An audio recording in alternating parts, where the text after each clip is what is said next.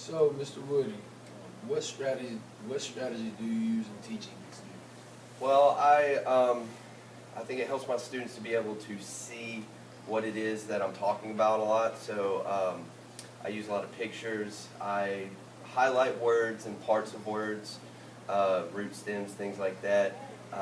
I design my lessons based on the SIOP protocol, which is Sheltered Instructional Observational Protocol, and it emphasizes building background information. So if you don't know about something to begin with, it's a lot harder to teach in depth about it. So those are a few of the strategies I use most of the time. Awesome. Are there any resources you need in order to boost your program?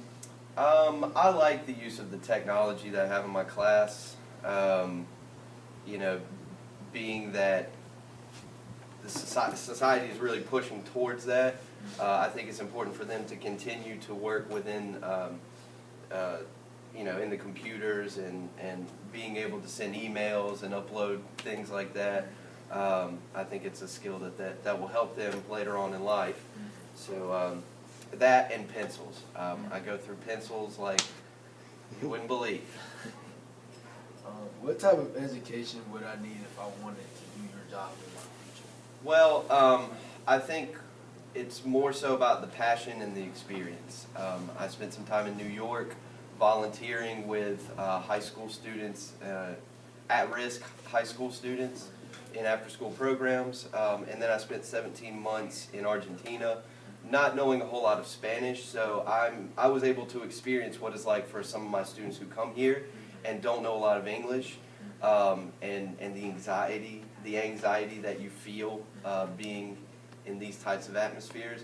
But I also got a bachelor's in communication, which I think is critical in being able to communicate with my students and their parents and my colleagues in order to get what my students need. So.